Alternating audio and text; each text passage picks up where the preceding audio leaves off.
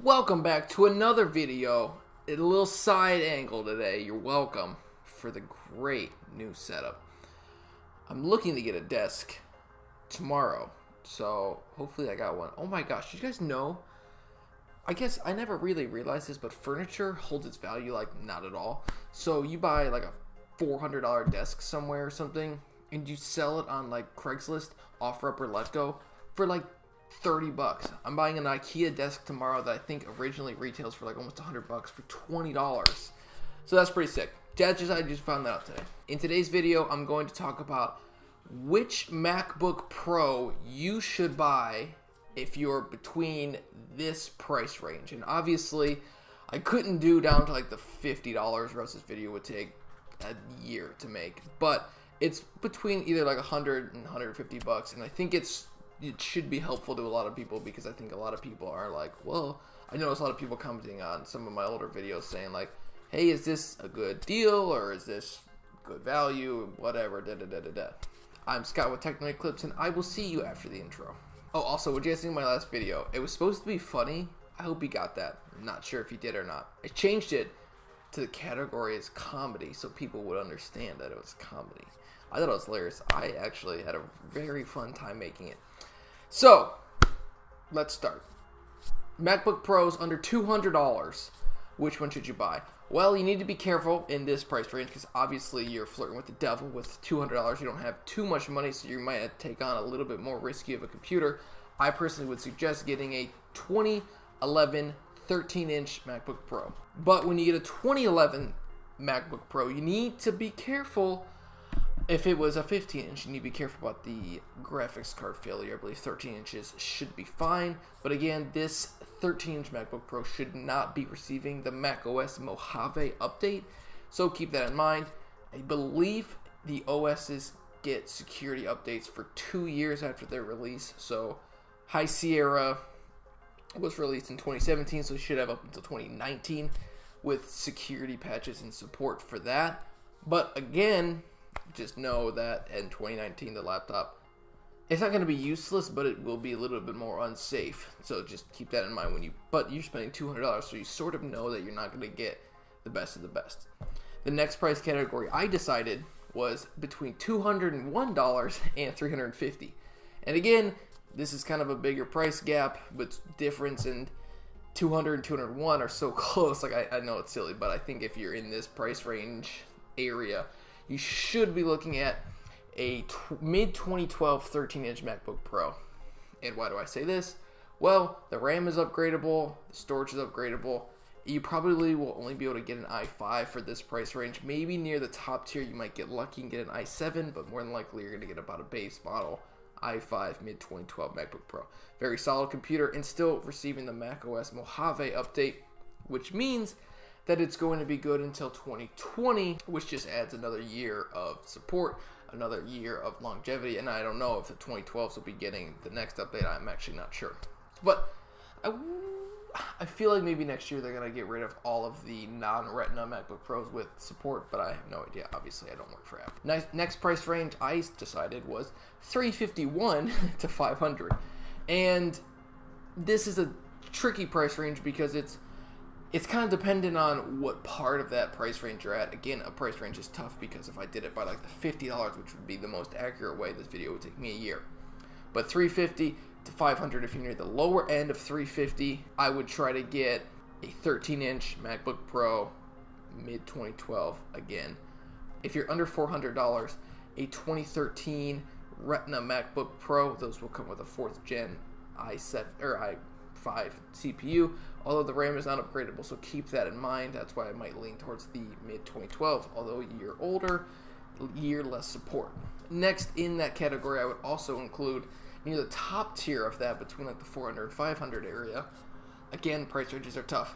I would say try to find a 2011 15-inch MacBook Pro with an i7, and be careful with these because, again, they're not receiving the new update, but they do have a graphics card failing problem, so you need to keep that in mind when purchasing because that is going to be something that you're probably going to want to consider because if it fails, the computer is just trash. There's nothing you can do. You're not going to get help from Apple. There's nobody that's going to be able to fix it for if you can even fix it, you have to replace the graphics card more than likely, which means you have to replace the logic board, which means you have to buy a new logic board, which is essentially buying a whole new computer, and it might even be more expensive to buy a logic board than an actual new computer.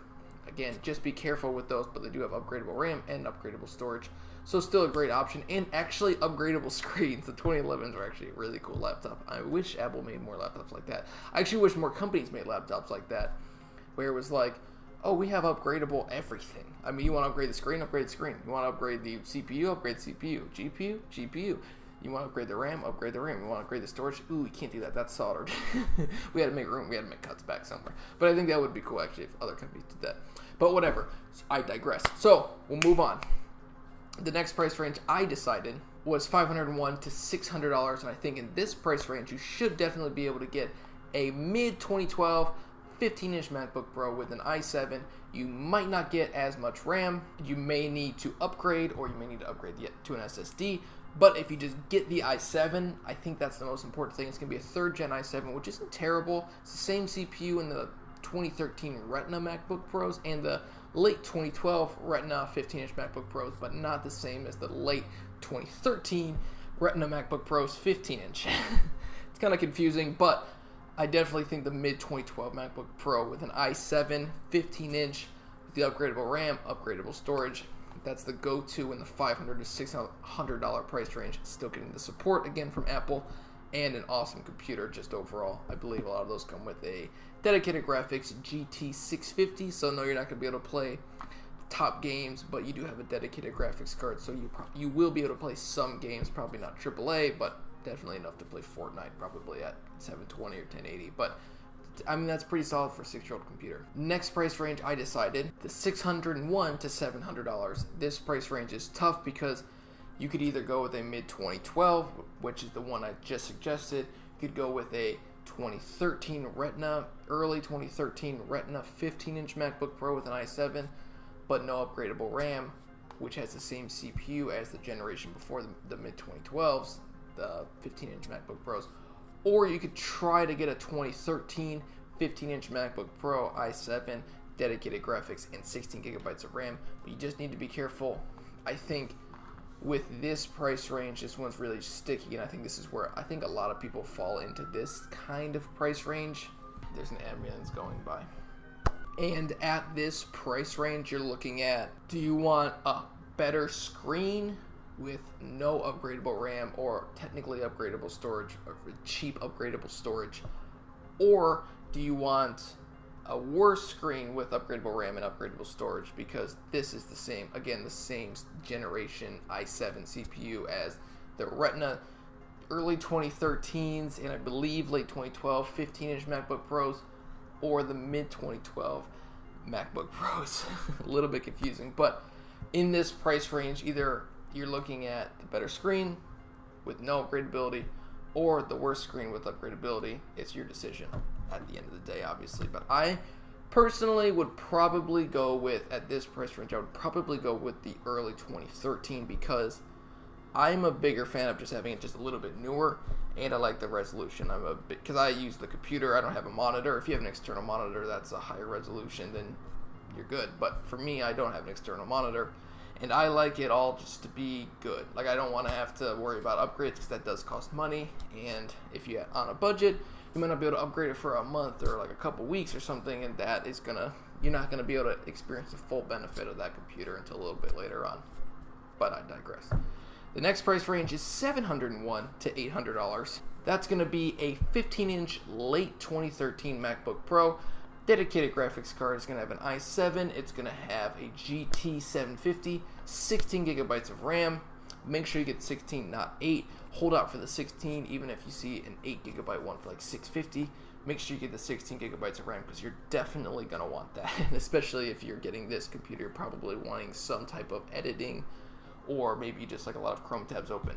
Whatever you like, just have that little bit extra RAM. It's definitely going to help out. The next price range is $801 to $900, and this you could probably just say the same laptop, or maybe a 2014 15-inch Retina MacBook Pro i7 GT 750, 16 gigabytes of RAM, 4th gen i7.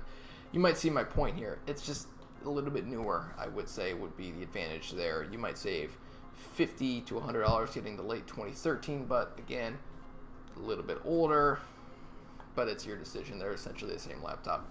The next price range I decided was $901 to $1,100, and this is an interesting price range. I think you could still go with the last two price ranges because these specific ones, the 2013. I dropped my mic. But in this price range, again, I think you could probably go with the same as the last two with the late 2013 MacBook Pro or 2014 MacBook Pro, 15-inch i7, GT750. Or you could go and try to find a 2015 MacBook Pro, but make sure it has the integrated graphics. I believe it's like an MX 390, I want to say. It's got 2 gigabytes of VRAM. Try to find the one with the dedicated graphics because, again, you'd rather have the dedicated graphics than the one Apple sells at their store. See here.